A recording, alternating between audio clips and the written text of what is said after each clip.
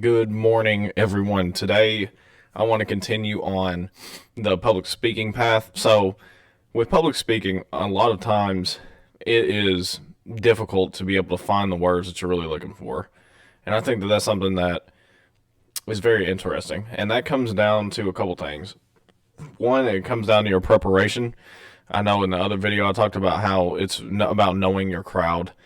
So, if you know your crowd is 25 to 35-year olds, then, or that's the majority. It may not be everyone, but you know that's the majority. You'll be able to tailor your experience directly to them. So you'll be able to talk about things, you'll be able to use stories that can directly impact them. So the thing is, that doesn't necessarily mean that you are unable to use stories from the past. Let's say you're an older person giving the speech. If you have stories about how you overcame adversity, then that will be an applicable story depending on who the people are and depending on what the function is. But that's usually a story that you can use for any time and place. So whenever you walk in to give a public speaking gig presentation, you want to make sure that you have at least 2 to 3 stories, depending on your time.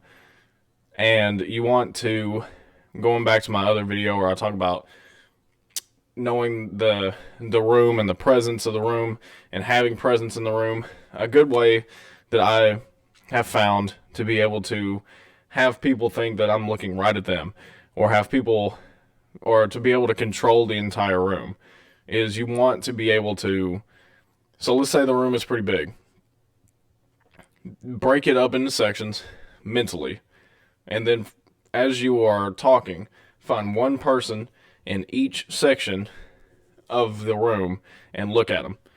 Because the thing is, if you are finding one person from each section and looking at them, then every section of the room will think that you're looking at them. And that will get more engagement in your speech.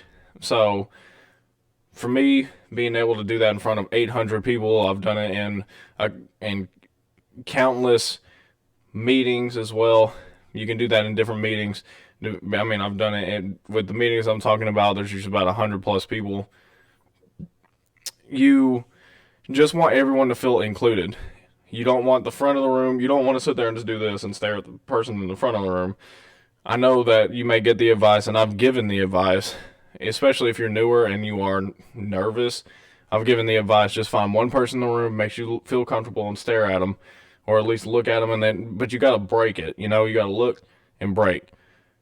And then you can look and break. But the thing is that a lot of times people will just stare at one person, and then the rest of the room feels a little bit alienated.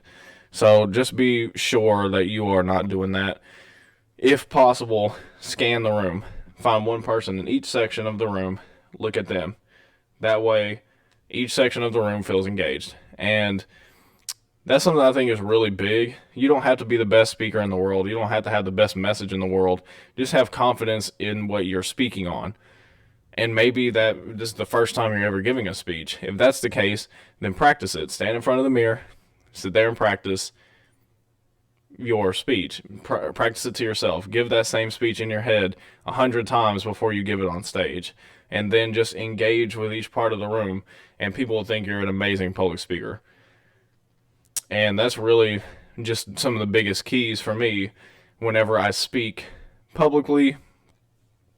And one of the biggest keys you need whenever you're speaking in general, even if you're just doing Zoom meetings, is just have confidence in yourself. Let's say, because I have a meeting coming up on Tuesday, is you want to be able to hold yourself in a certain way, right? So just having confidence in meeting someone and just telling your story.